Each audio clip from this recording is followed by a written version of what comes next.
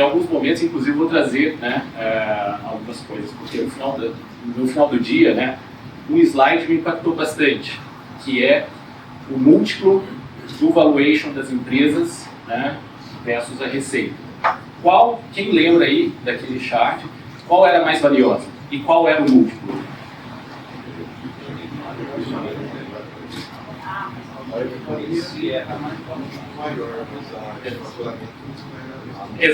Exato. Por que isso? Por que a NVIDIA vale, por exemplo, em relação 3 vezes mais do que ele gera na verdade, 41 vezes mais que ele gera de receita e 3 vezes mais que o segundo colocado, que era a Apple, se não me engano, né? Alguém tem alguma ideia? Bom, justamente por causa de inteligência artificial, né?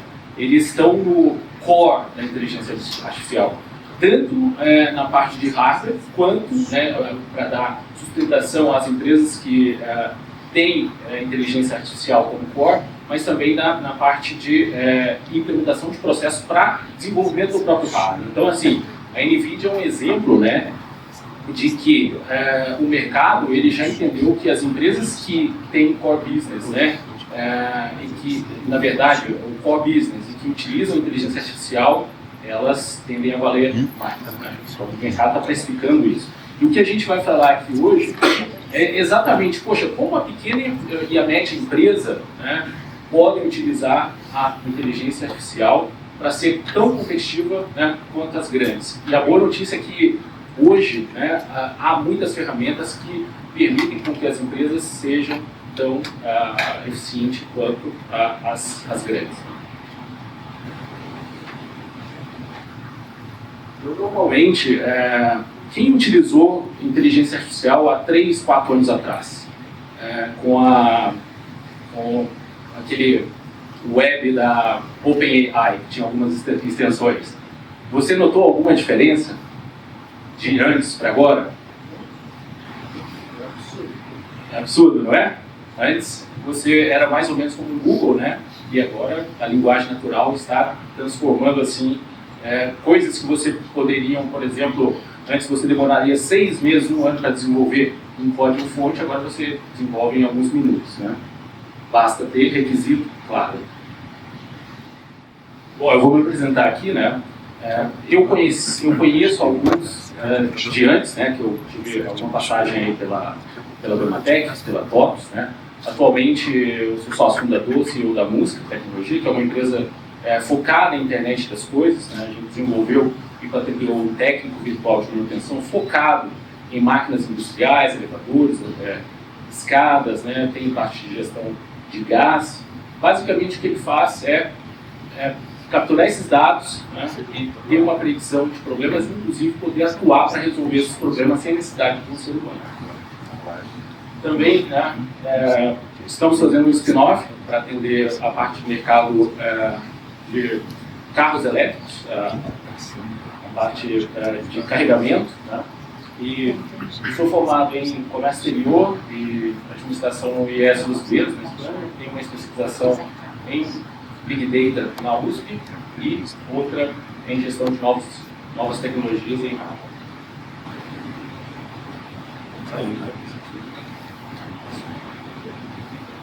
Bom, o que eu faço, né?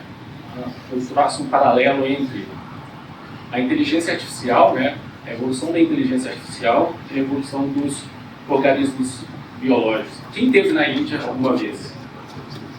Eu acho que... você esteve na Índia, né? E é incrível, porque lá é um local onde você tem um impacto muito grande do ser humano no meio. Então, esses organismos, por exemplo, eu fui convidado para entrar num lago que tinha uma capa de gordura incrível para se purificar, para me purificar, né? Poxa, eu falei, não, vou ficar aqui uma semana internado, né? Mas e o que eu via lá era vida também, tinha peixe, tinha organismo, né, que consumia aquele material. Então, geneticamente eles foram modificados, né? Eles evoluíram para viver naquele local. E a internet, Desculpa, um pouco nervoso. E no final das contas, a inteligência artificial também é assim. Eu comecei a utilizar a internet, a inteligência artificial.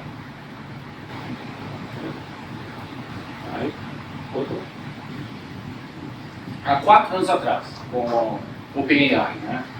E no final das contas, eu fiz algum teste genético, né? E fiquei impressionado com alguns resultados e desenvolvi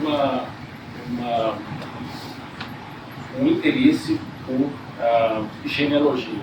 Escrevi um livro sobre genealogia, né? Porque descobri que os meus pais eram primos, e aí eu voltei ao passado e no final das contas descobri que eles eram primos e fiz um livro com dezenas de pessoas e não tinha uma face, né? Então eu descrevi esses personagens, né, com etnia, genética, e ele jogava, né, muito bem essas pessoas. Então foi algo tremendo que dá para o leitor uma outra visão sobre o material, né? Agora a gente vai entrar um pouquinho, né, na parte de AI para pequenas e médias empresas. A gente tem utilizado bastante esse caso da busca, né, para automação de tarefas, otimização de processos, insights preditivos e experiência do usuário. Por exemplo, eu até comentei ontem com algumas pessoas que a gente tem recebido alguns contratos de empresas que têm um jurídico muito grande, né? E a gente, no final das contas, não tem um jurídico, a gente tem um jurídico que a gente tem falado para ele, olha, a gente precisa de uma análise de acordo com os nossos objetivos do contrato. Então a gente joga lá esse contrato e pede, olha, gostaria de ser um contrato, que esse contrato fosse equânime, que ele atenda os objetivos do negócio da empresa, que o risco não seja superior, né, ao benefício do contrato. Então, em questão de minutos, a gente tem uma análise jurídica desse contrato e retorna para os nossos clientes. Um exemplo, atendimento. O nosso técnico virtual é um atendimento fluido, onde a gente traz a informação da máquina do cliente, né, em tempo real e joga para ele o que está acontecendo. E se ele der autonomia, inclusive, para intervenção, esse técnico virtual ele tem a capacidade de intervir, ou seja, não tem a necessidade de deslocamento. Né? Compliance, muitas empresas nos pedem, né, para se tratar de processamento de informação, adaptação para política, plano de segurança, dados e incidentes. De novo, inteligência artificial, de acordo com as características, ela vai voltar um documento adaptado a esses clientes, principalmente quem atende clientes corporates. Né? Da mesma forma, assessor financeiro, a gente tem utilizado também. Poxa, esse contrato aqui, né, planilhado, ele é interessante para a empresa? Não, sugere imagens. Então é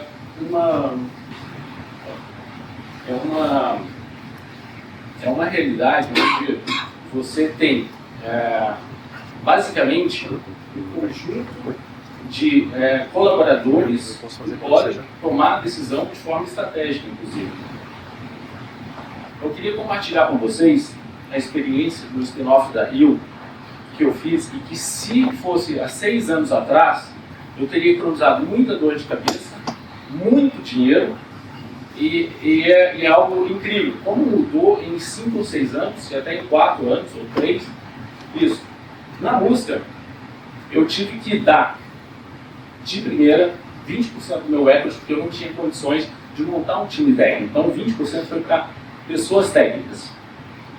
Logo, eu tive que tirar 300k do meu bolso para desenvolvimento, né? Então a gente contratou uma empresa de marketing para fazer, ficamos no workshop durante 3 dias para formar a marca da empresa. Né? Bom, no final das contas a gente fez em 5 ou 10 minutos por uma plataforma louca, né? Lógico, isso aqui é um core business. A gente demorou aí 1 ano. 1 ano para desenvolver o hardware da música, 1 ano para desenvolver o software para teste. Então, assim, 1 ano queima de capital. A gente pegou o investimento no mercado queimando capital, gastando bastante dinheiro, né? A gente deve ter gastado aí, nesse primeiro ano de empresa da música, mais de R$1 milhão só para criação do negócio, né? E vamos dizer assim, né, em 2 semanas a gente conseguiu fechar um código-fonte funcional, front, back-end, integração com meio de pagamento, tudo pelo ChatGPT, GitHub Papaya.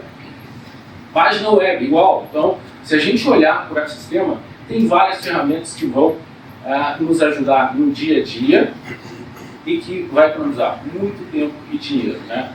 Alguém me fez uma pergunta ontem, qual que é o melhor perfil de pessoa para a gente contratar de inteligência que fique buscando inteligência artificial? E eu respondi, a pessoa que é curiosa.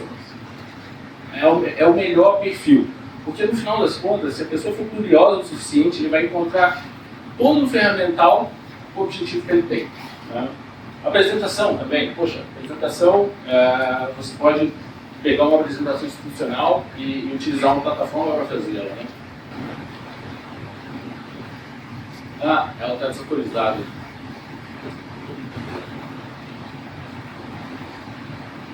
Depois eu mandei uma versão para eles.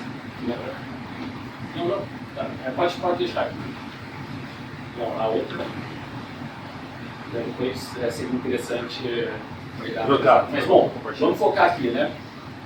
As empresas, né, isso aqui é dados da McKinsey, da Forbes, as empresas médias e pequenas têm utilizado, né, a inteligência artificial, tem um aumento no desempenho de 29%, redução de 40% no tempo de resposta do cliente, né, incremento de 15% do líquido e melhoria de 24% da eficiência operacional. E aí eu gostaria de compartilhar exemplos da música que vão muito além desses números.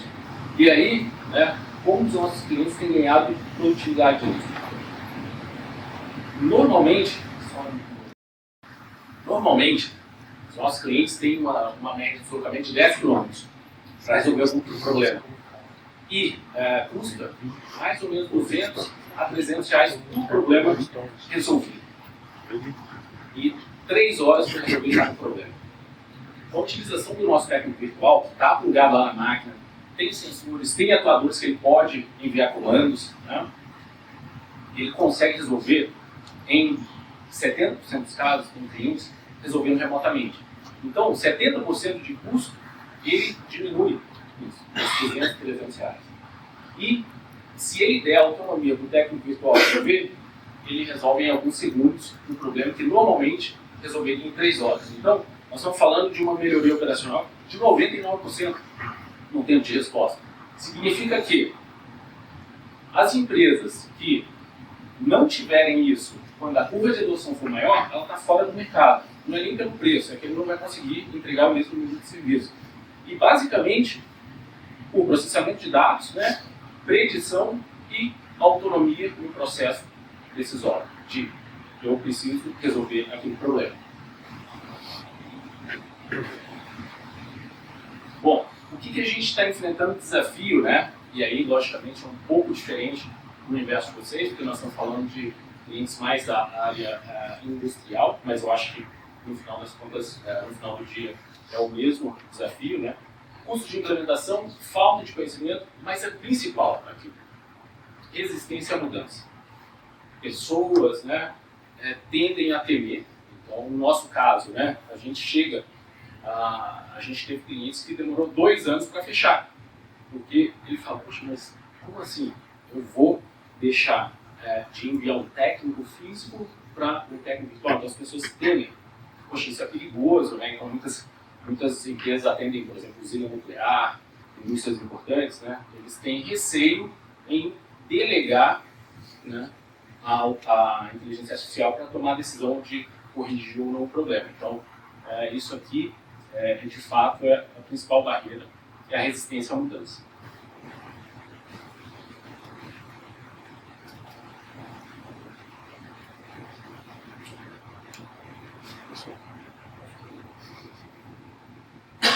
Aqui é uma pergunta que eu fiz, né, e faço para vocês, que ela é polêmica. Então, assim, será que a inteligência artificial vai chegar a ser o novo CEO de uma empresa? Eu não sei. mas tem empresas nos Estados Unidos, inclusive empresas que eu acho que mais de 1.000 funcionários, que tomou a decisão de colocar o CEO como inteligência artificial. Provavelmente tem todas essas três casas aqui, né? Elas têm uma autonomia maior, dão uma autonomia maior para AI, integração simples, né? Que na verdade, assim, pensa uma empresa que produz algo, lá na ponta tem uma máquina e ela controla todo o processo de dados, informação, até a última linha, que é o lucro líquido da empresa. Então, essa empresa está preparada, né, para que dê mais autonomia para a inteligência artificial tomar decisões estratégicas, né? Não é algo que eu vejo num universo muito curto, mas eu acho que tende a acontecer. Então, nós estamos falando assim, poxa, será que a AI vai olhar para o meu negócio? Como o Reis falou na apresentação passada, a gente fecha esse ciclo e parte para outro? Então, olha que impactante, né? Você ter uma inteligência artificial que é capaz de tomar a decisão estratégica da sua empresa. Isso não sei se a gente vai conseguir, né? Mas vamos ver o exemplo da empresa americana. E no começo da apresentação, eu tinha falado sobre... Eu queria falar antes desse fechamento aqui, né? Da China. Estava conversando com algumas pessoas. Quem aqui já foi a alguma missão na China? Ou visita, a turismo? Quem teve a oportunidade? Ninguém? Minha sugestão, tá? E aí eu falo porque, poxa, fui falar em feira na Alemanha, fui aos Estados Unidos, né, Índia, tive muitos eventos em vários países, mas a China é um local que vocês precisam estar. Tá? O que se apresenta conceitualmente nos outros países, na China, é o dia a dia. Então, poderia dar N exemplos, né? Logicamente, olhando para o mercado de meios de pagamento no Brasil, é um dos mais desenvolvidos, então aí a gente não tem nada que, vamos dizer assim, invejar, né? Mas quando você olha a China, eles têm dois motivos muito grandes para serem os líderes em tecnologia e principalmente em inteligência artificial. Eles são o país que mais gera patente no mundo hoje, então é o país que mais inova, né? E 2, a população é extremamente sagaz em adotar novas tecnologias. Então, o que a gente vê de conceito nos outros países em feiras, a gente vê no dia a dia na rua, na China, né? Então, você sai do aeroporto de Xangai, do maglev, né? Um trem que é magnético, anda 300, 400 km por hora, está no centro de Xangai e vê a propaganda em holografia, em tempo real. Né? Então, outra coisa, poxa, você está cruzando a rua, o semáforo ele muda de cor, se você passa no vermelho, ele processa a informação e manda para você pagar um pouco mais caro na saúde pública, no transporte público. Agora entrando mais no nosso mundo, né? Automação comercial. É incrível.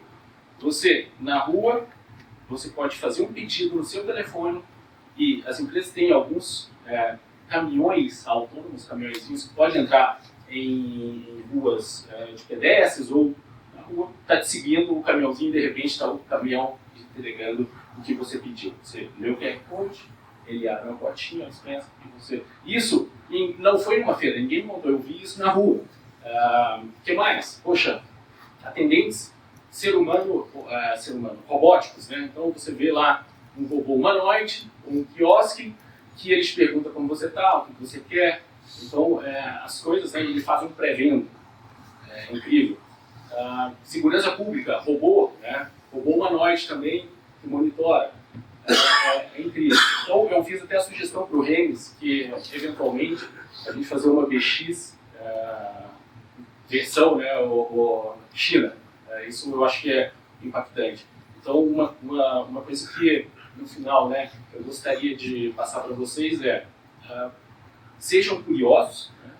Sejam curiosos em explorar quais são os ferramentais que podem ajudar na operação de vocês e principalmente no que gera dor, né? No meu caso, eu tive uma experiência muito difícil, né? para montar a empresa no começo. Então, o cap table ficou muito complicado, então muitos investidores, né? E aí uma diluição desnecessária, né, por causa da falta de conhecimento técnico. Então, agora, né, a situação é outra. Vocês têm uma operação, por exemplo, que, poxa, a minha evolução do software está difícil. Né? Vocês já pensaram em utilizar alguma ferramenta para a evolução do software, né? Ou para testes, evolução ou automatização dos testes de qualidade? Então, tem uma série de ações que podem ser feitas. A gente está utilizando desde a seção jurídica até ao técnico virtual de campo, né? Isso tem nos gerado bastante resultado. Assim. O custo que a gente deixou de ter de implementação, de viagens, é absurdo, é absurdo. Bom, no final das contas, né, eu acho que, como eu falei lá no começo, essas ferramentas elas estão disponíveis para qualquer empresa e é um custo totalmente acessível. Então, se antes, né, você precisaria de uma estrutura muito grande para inovar, hoje, na verdade, você precisa ter uma clareza de objetivos e onde você quer chegar. Mas basicamente isso. Está faltando um slide da China, né, mas eu acho que a gente conseguiu passar bem por aqui. E gostaria de agradecer, vou deixar meus contatos aí também e abrir agora para a experiência de vocês, porque eu vi algumas pessoas que já estão utilizando, no último slide. E como tem algumas empresas que já estão utilizando AI, gostaria que vocês compartilhassem também aí o que vocês estão fazendo e principalmente qual o resultado que vocês estão tendo, né, com a utilização do AI. Alguém, quem está utilizando? Eu lembro que alguém falou assim, levantou a mão. Ah, boa.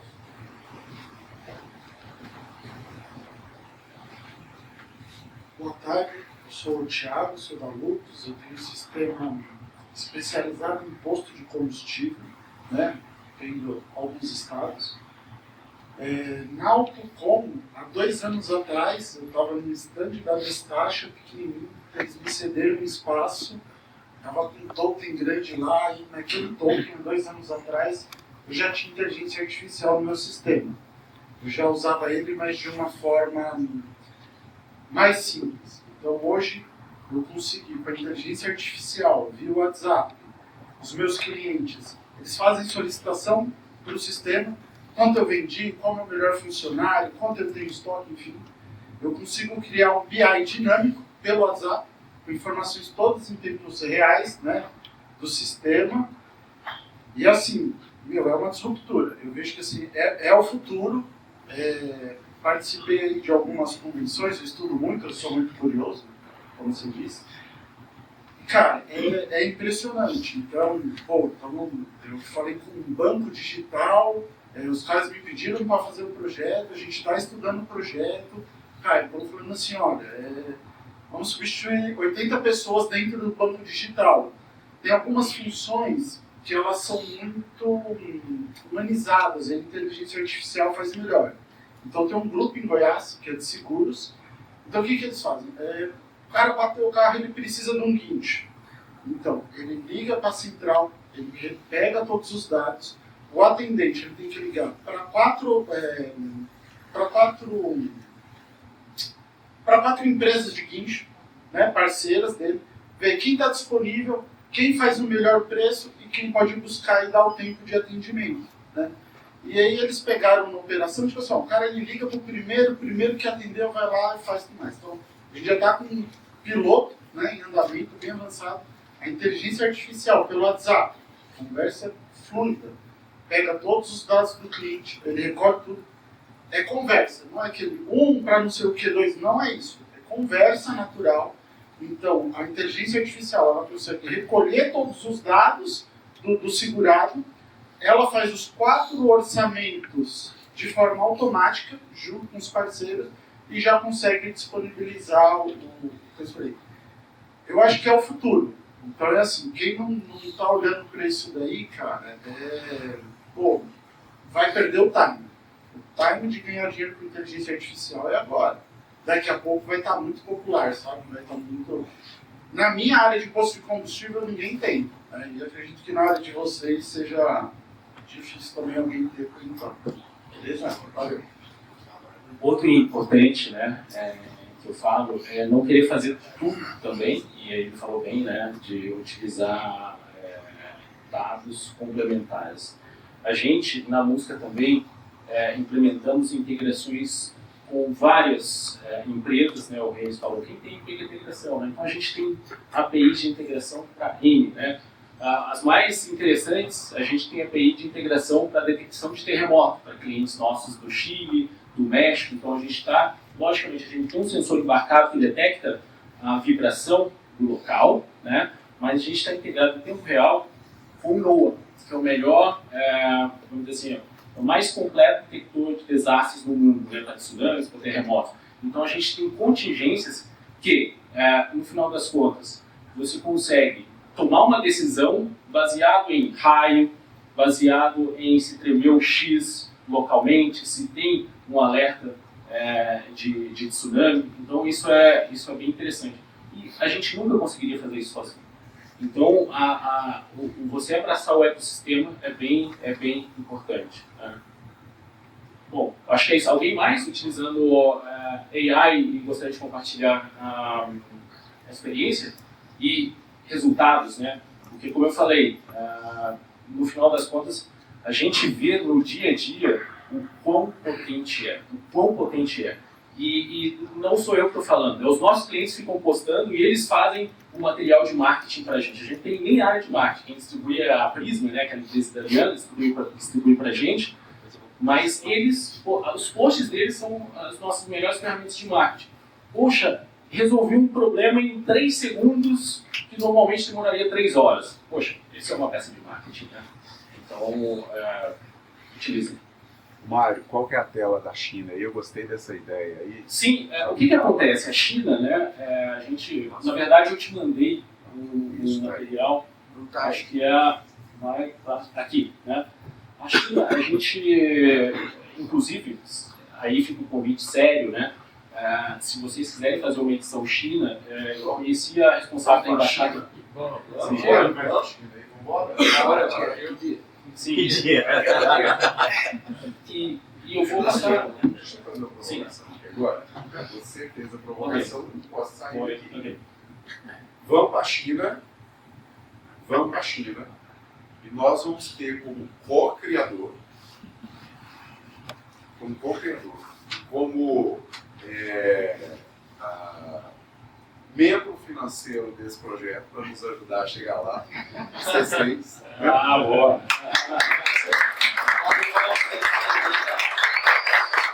Antes da gente fazer a jornada, ela passa pelo uma China funciona, então a gente tem tipo um onboarding chinês, onde ela vai passar para a gente informações importantes do mercado chinês. Mas a gente pode se organizar, e aí é uma proposta em sério, eventualmente no próximo ano, a gente entrar em contato e fazer a organização do ecossistema chinês, que eu acho que vale super a pena, como eu comentei.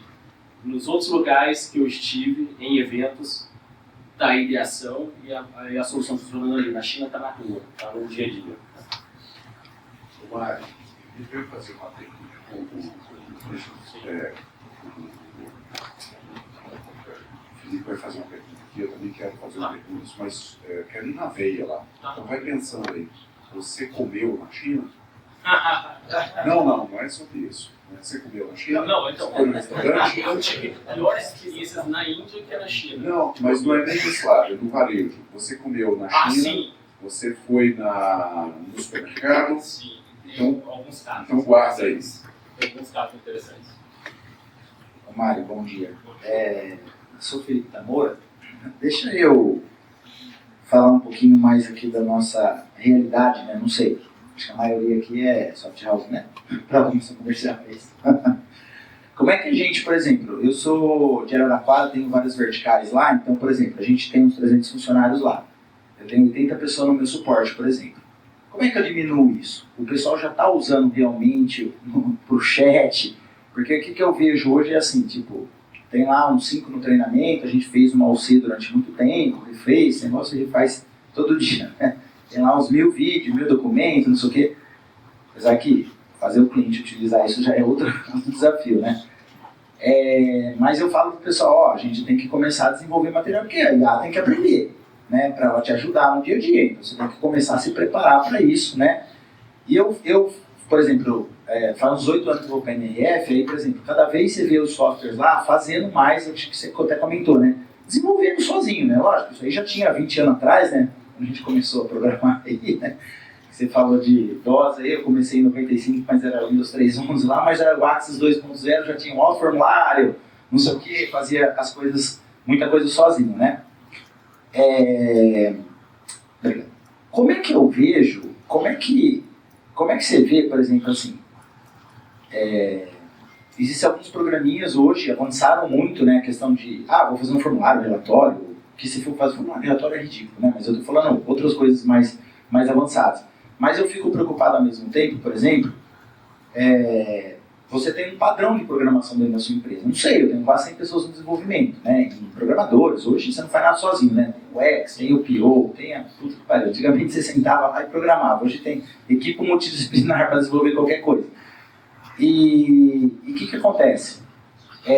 Eu fico com medo porque hoje tem uns padrões nossos de programação. Assim, até o nome da variável lá, não sei, o programa faz muito tempo já, mas o nome da variável, quando eu programar em VB6 lá, é um padrão. Então, entra um programador, sai um programador, a pessoa sabe onde se localizar, assim.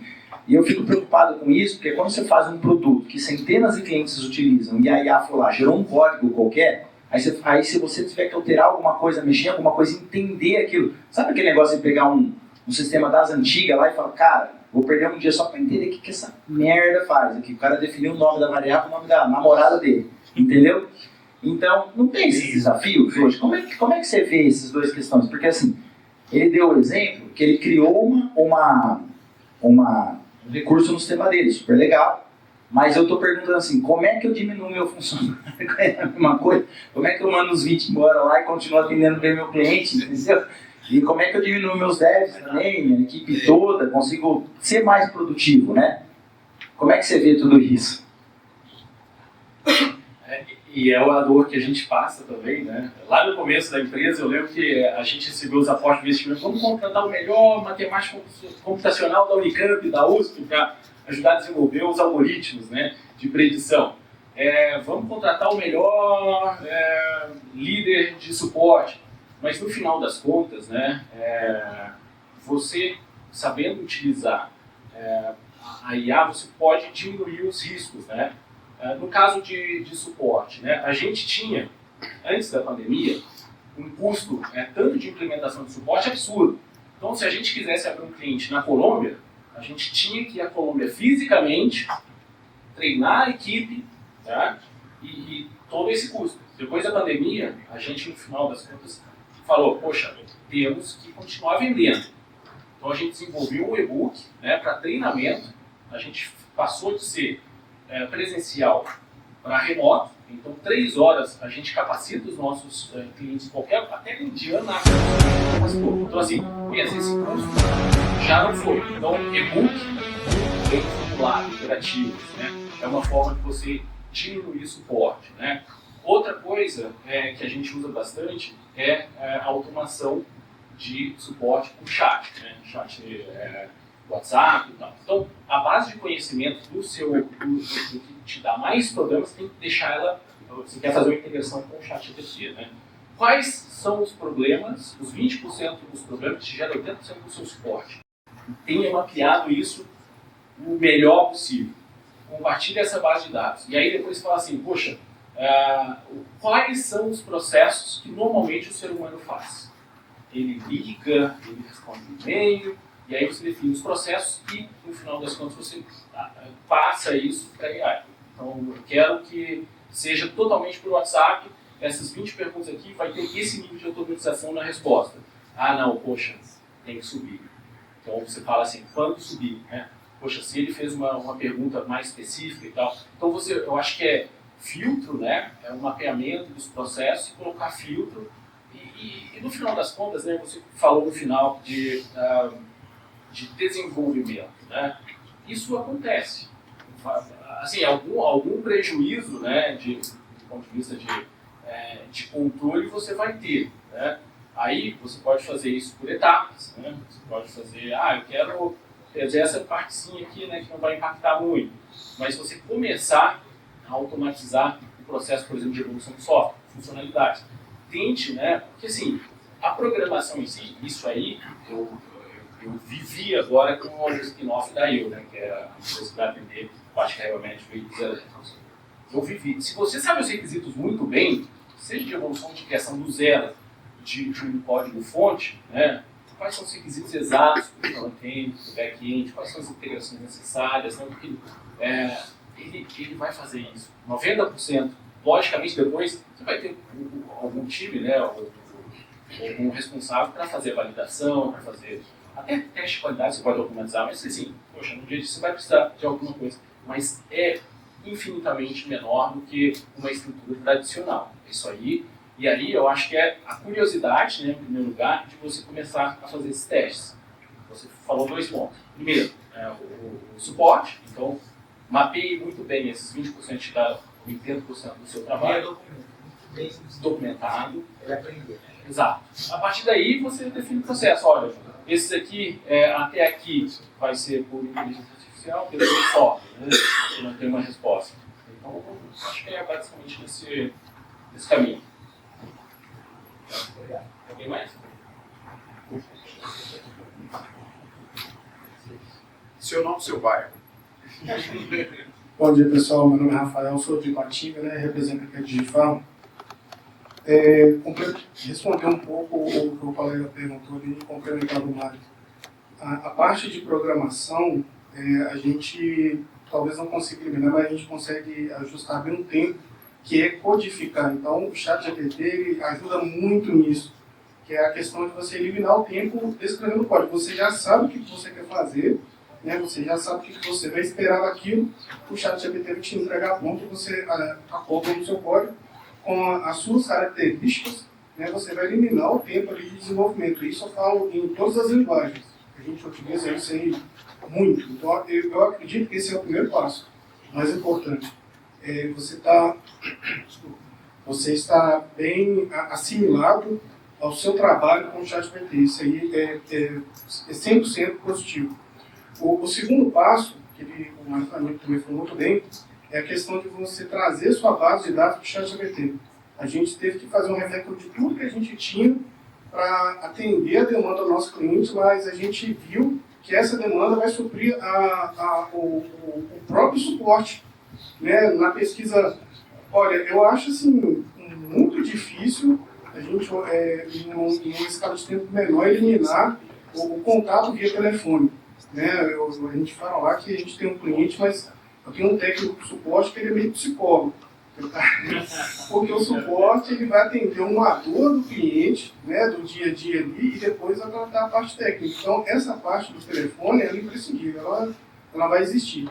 Mas os 20% dos problemas que vão tomar 80% do tempo, que são aqueles erros mais cotidianos, coisa rápida, a base de conhecimento ele vai eliminar isso daí, com certeza, através do chat. Exato. E a gente tem até uma preocupação que vai além, né? A gente não integra com o ChatGPT ou qualquer outra que a gente bloqueia as saídas do nosso equipamento. Porque a saída significa assim, ele pode tomar algum tipo de decisão. A gente tem instalação na usina nuclear. Então pensa assim, o ChatGPT toma a decisão autônoma de fazer algum tipo de intervenção. Então assim, a gente bloqueia as coisas que no final das contas são críticas, né? Mas a gente aproveita todo o demais. Então a gente explora bastante, né? Então acho que é isso, caminho exploratório. E logicamente, se você viu algum risco que é um no-go, não vai, né? Porque aí são coisas desconhecidas, né? Verdade. Uma experiência que eu gosto muito de fazer esse laboratório, né? De estudar e ver várias ferramentas ali para realmente ver qual que a gente vai investir ali tempo e recursos para desenvolver. Eu estava dando a dica para ele usar o próprio GPT para criar essas documentações. Então a gente pode, de uma forma muito simples, assim, ali está o botãozinho, você clica, faz isso e aquilo tal, e cria um guia passo a passo a partir disso. Outros pontos que a gente começa a enfrentar como barreira é que a forma de conversar com o GPT, você pergunta, ele responde. Então, como que você faz para ele poder te escutar mais? Porque, igual ele falou, o atendimento ele é muito mais psicológico do que resolver de fato uma coisa. E aqui a gente cai no terceiro ponto, que é a questão da humanização. Então, acho que muita da nossa base de cliente, eles estão conosco hoje por causa dessa parte humanizada que a gente faz bem feito. Então, quantos sistemas que tem ali que já são por bot, o cara sai porque o bot chega num momento ali que ele não consegue, às vezes, entender a parte psíquica da coisa. Então, eu acho que o nosso grande desafio com a IA é saber essa limiar, até onde a IA vai e até onde o humanizado vai. Então, de repente, você tem 80 pessoas, né, igual você está citando. A gente consegue uma boa redução, sim, né, dos 80-20, igual você bem colocou, mas para o usuário também tem que estar muito claro que ele está sendo ali atendido no bot, mas a qualquer momento ele pode levantar a mão e cair direto ali no humanizado. Então, acho que o nosso grande desafio é entender e dominar nesse sentido. Não é 100% IA, também não é 100% humanizado, então acho que esse meio termo, acho que é a saída mais eficiente. Inclusive, isso é muito interessante que ele falou. Uma das evoluções, né, da IA, olhando de 4 anos para cá, é a conversacional, né? Ou seja, você poder interagir. Se você quiser hoje ter alguém para aprender o alemão ou qualquer outro idioma, você conversa de forma natural com a IA. Isso aí você abre, baixa ChatGPT ou qualquer outro, você fala, eu quero agora praticar. Vai conversar com você, de qualquer tema que você queira conversar. Isso, basicamente, também é aplicado se você for implementar no suporte. Inclusive, numa feira, a gente apresentou o nosso técnico virtual para ele poder conversar, né? E ele poder fazer perguntas que não sejam, poxa, como que eu instalo esse painel elétrico aqui, ou como eu resolvo esse problema? Não, ele pode perguntar qualquer coisa, né? E é engraçado que na feira de política, eles só ficavam falando isso, quem é o mais honesto? Ficavam perguntando assim, coisas que não tinham muito relação com o negócio em si. Mas o que eu quero dizer com isso é que já há ferramentas, né, para que o suporte, ele, no nosso caso, é muito técnico, então é menos psicológico. Então as pessoas vão direto no, quero saber as informações dessa máquina, quero saber como instala isso, então não tem muito mais. Se você precisar de um psicólogo, você também pode ter, né, no suporte, você também pode integrar a parte de voz conversacional, né, e ele tentar, com a sua base de informações, ter uma conversa mais não tão exata, né? Talvez ele não sabe o que ele quer. Mas aí sua base de conhecimento tem que ser muito boa. Né? Então, o usuário precisa aprender a conversar com o robô. Também o usuário mais técnico.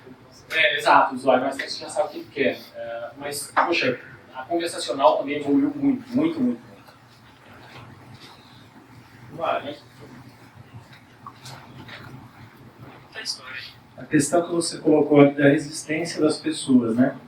Principalmente com as equipes de dev, né? Como negociar isso com eles? Como fazer com que eles usem a ferramenta?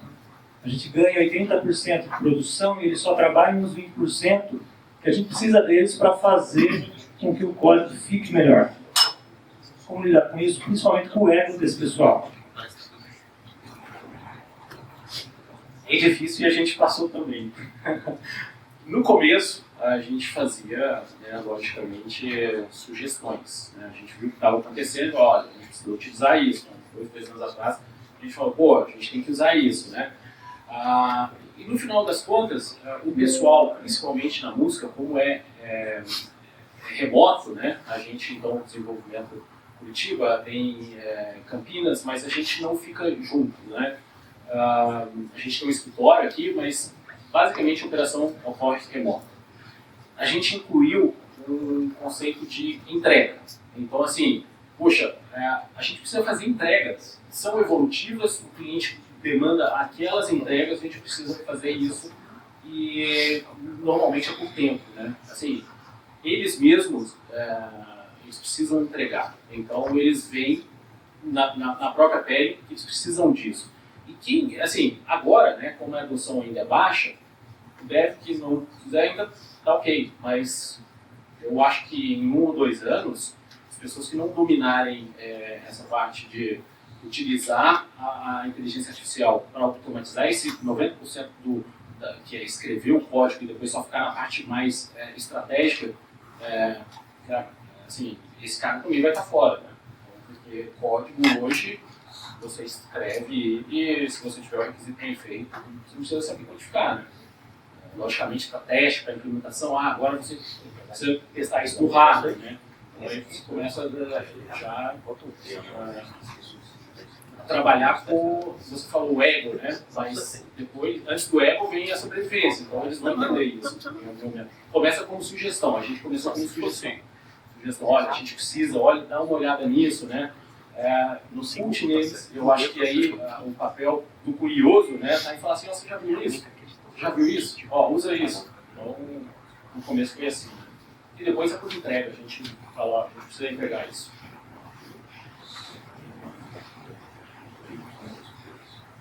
Para uma última aqui. Mas tem assim, é uma barreira. Mário, bom dia. OpenAI, Copilot e N outras. Custo, dependendo da aplicação, tokenização, a forma como é tarifado, inviabiliza para vários projetos, onde, principalmente falando de varejo, nano varejo, tem um percentual muito grande aí do varejo no Brasil, né? O que você indica, e eu já pesquisei algumas coisas, para que você consiga rodar isso no seu próprio ambiente, né? Você colocar isso dentro da nuvem e você ter sua própria inteligência artificial ali. O que você indica em relação a custo e se isso é viável? No nosso caso, a gente usa o 3.5 e o menor tokenização, que é 0.02, o token que é igual a 10 ou 15 palavras ou algo assim, né? Basicamente isso nos atende. E atende muito bem, eu acho que para vocês também atender. Então, esse custo já é muito reduzido, né?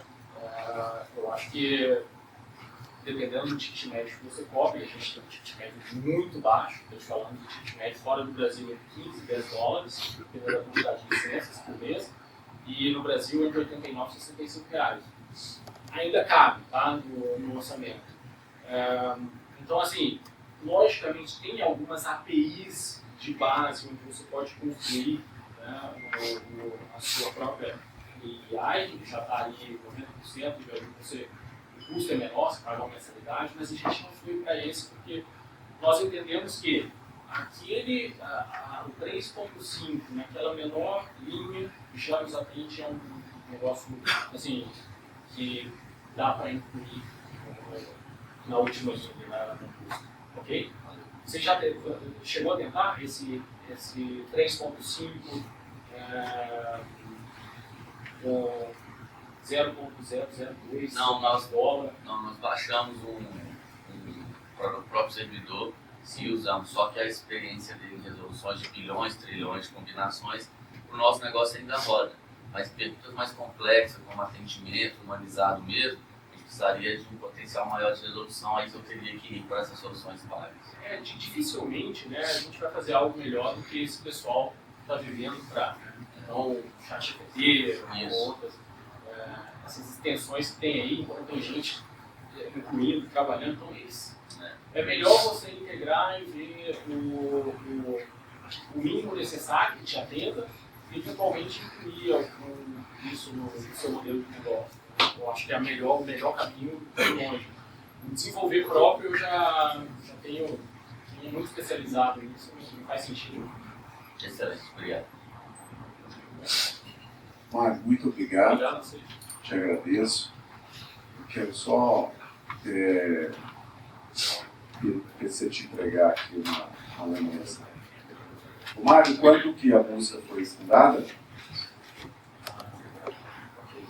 Eu tiro a foto.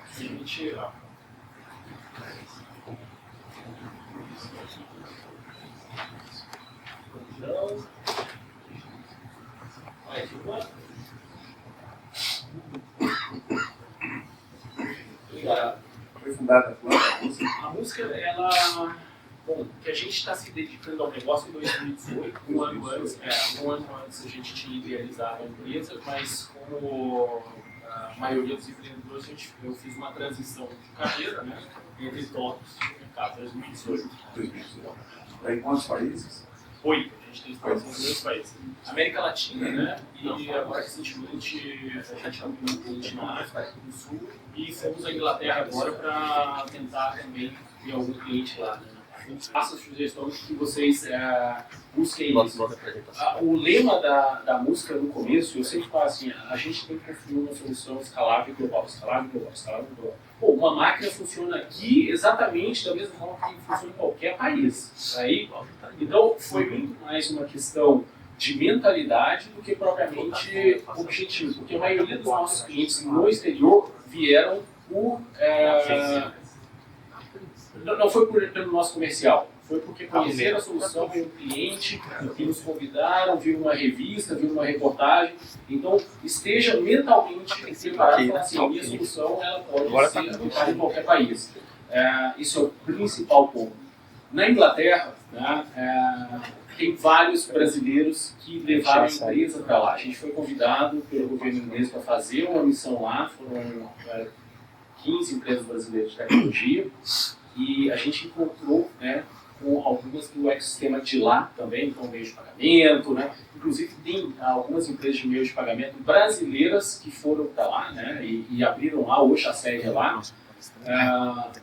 E é um ecossistema onde você tem, por exemplo, um investidor inglês que invista numa empresa brasileira que vai para lá, ele investe $1 milhão. 50% do dinheiro na hora, o governo inglês retorna para esse investidor, e se a empresa quebrar, outros 25%, ou seja, o risco total é 25%. Então o ecossistema lá é bem interessante. Mas do ponto de vista de cliente, a tropicalização é muito simples. Por exemplo, a gente só tinha a solução para espanhol e português. Mas, como eu falei, uma máquina funciona igual em todo lugar. Aí um cliente da África do Sul falou, poxa, eu vi a sua solução numa revista lá dos Estados Unidos, né? Pô, tem jeito de eu colocar aqui? Eu falei, tem. No meio da pandemia, a gente mandou os equipamentos, fez uma capacitação de 3 horas com essa empresa e eles instalaram o equipamento e roda. Então aí, hoje eles instalam lá na África do Sul. Ou seja, não tem barreiras, né? Logicamente, você vai ter algum nível de esforço para fazer uma interpretação, principalmente idiomático, né? Isso aí é relevante. Mas a gente já trabalha no cenário fiscal, no caso de PDV, RP, muito mais complexo que a maioria dos países. Então, na verdade, vocês teriam que fazer um downgrade. Então, assim, depende do objetivo de cada um, mas de forma simples, você pode criar uma aplicação em espanhol e vender na América Latina. Nada impede, né? O que impede? Nada, exatamente nada. E você tem hoje várias empresas de startups pequenas que atendem alguns países, né? Inclusive, eu não sei se PDV, vocês têm alguma experiência de PDV estrangeiro operando no Brasil? Assim, pequenas, né? Que vai lá do Paraguai vem atender aqui no Brasil. O que está atendendo? Quem está atendendo em mais de país aqui? América Latina, Europa? Cada país no seu quero. É mesmo. Eu fui para Portugal, por exemplo, e fui lá. A gente tem uma homologação lá também, pá, mas não um ano para homologar. Aqui no Paraguai, por exemplo, no Paraguai eu estou vários usando manual. Muitos estados do Paraguai, não faço isso com o fiscal. Mas agora, eles estão colocando na fiscal do eletrônico, agora, fatura eletrônica, sabe? E o Uruguai já tem fatura eletrônica. Então, assim, cada país rodando aqui na América com impressora fiscal é isso. Uma sugestão, a gente passou por isso também, tá? Principalmente na questão do hardware. Então, o nosso hardware é homologado na Anatel. Então, nós temos parceiros nos países que representam a música. No caso, como eles já são locais, eles têm a facilidade de fazer.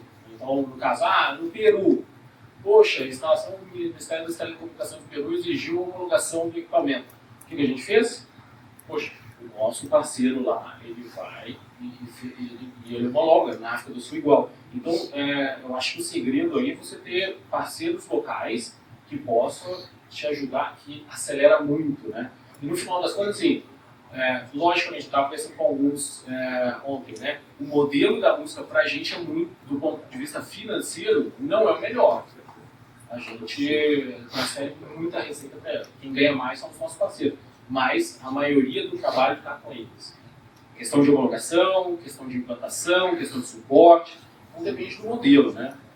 Mas tem dificuldades, né? Sim. É normal você pagar uma fatura de $40 Aqui no Brasil, você vai puxar uma relação de contas a pagar hoje. puxa só numa moeda só, entendeu? Então, cara, é complexo, teve que sentar ali mais de um ano para alterar o sistema, para modificar muita coisa, sabe? Para conseguir rodar minimamente, sabe? Não é tão simples. A tradução hoje não, a tradução tem cursos hoje que o básico traduz, né? Sim. Traduz automaticamente, né? No nosso caso, parceiro. A gente, os parceiros para levar a legislação local é assim. Obrigado. Mais